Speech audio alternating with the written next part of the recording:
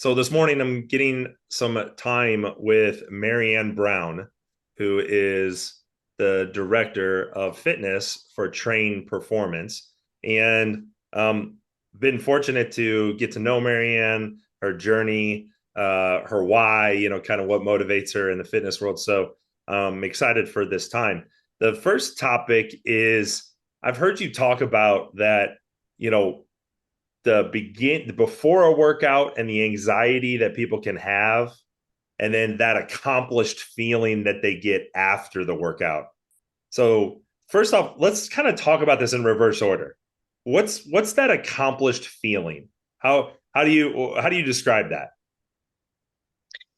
So when you do things that are hard and you finish them and you complete them, there's that euphoria, that adrenaline dump of I did it. I accomplished it. I did it. I met my goal of getting to the gym today or doing whatever it was in the workout that may have been the anxiety piece for you. Yep, yep. So that anxiety piece. Sometimes what causes that? Share some examples of what you have seen in your customers. What are things that trigger that anxiety in them? We post our workouts for the entire week. So some of our members, our athletes, decide to look at the workout before they come. So whatever time of the day they're looking at it, then that sparks the anxious moments, that little mini panic attack of, oh my gosh, I'm going to do blank in the workout tonight, or I don't think I can do blank in the workout tonight. So they're working themselves up throughout the day, thinking about whatever it is that they feel like they're going to struggle with. And then there are others, they don't have that panic attack or that anxiety until they actually walk into the door because they haven't looked. Yeah. They don't want to look at the workout. They wait until they get there to have their little mini panic attack. But what's nice about it is now they're here with us. We can manage that or help them manage that anxious feeling because we're right there to tell them, okay, well, if you can't do this, then we're going to modify it this way. And we can kind of relax that feeling. And everybody likes to go about it a little bit different. We just encourage everybody, whether they look at it or not, don't show up anyway. Yeah. Show up regardless, because we're going to figure it out. Yeah, that's good. Yeah, let's kind of dive into that. So you said there that some people look, some people don't.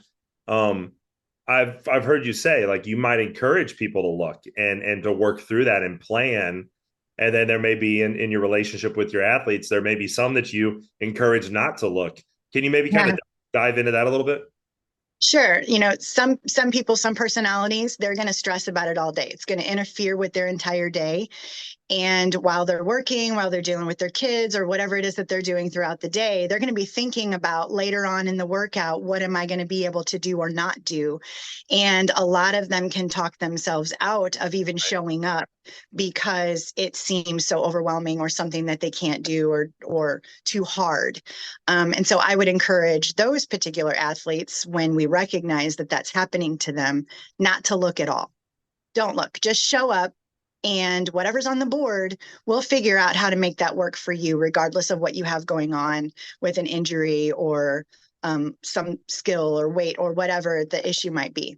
And then there are, on the flip side, those that I want them to look because they need that mental preparedness. They can calm themselves down throughout the day of, oh my gosh, I looked at it, but then it allows them to think about how they will modify it for themselves. And Yeah. part of what we do is encouraging them to learn how to change things on their own. We're teaching them how to manage the workout so that it fits them.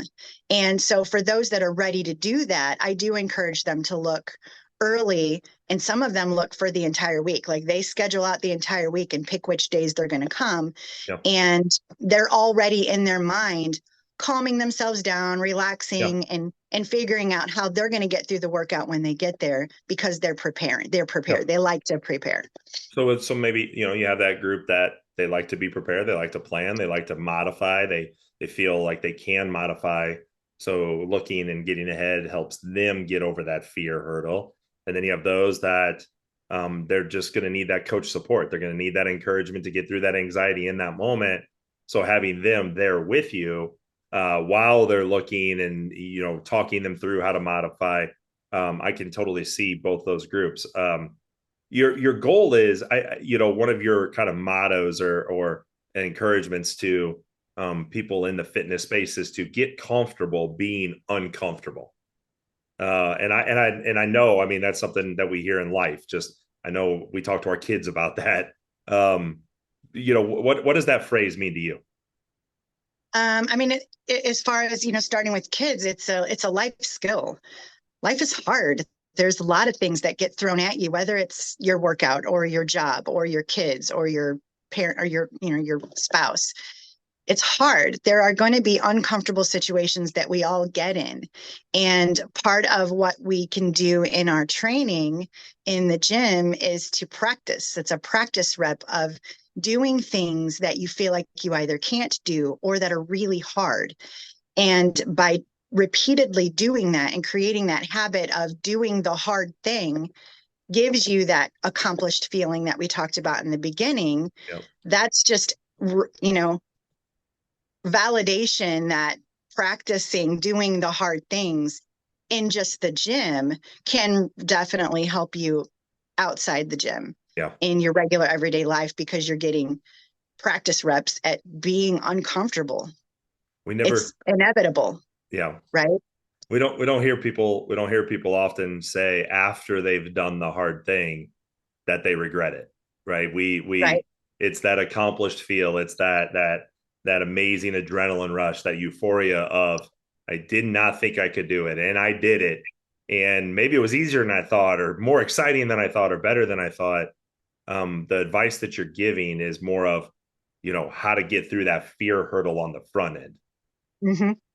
Yeah, I mean, almost everyone, 99%, 99.9% are going to walk out of there saying, I'm glad I came. Yeah, yeah, that's awesome.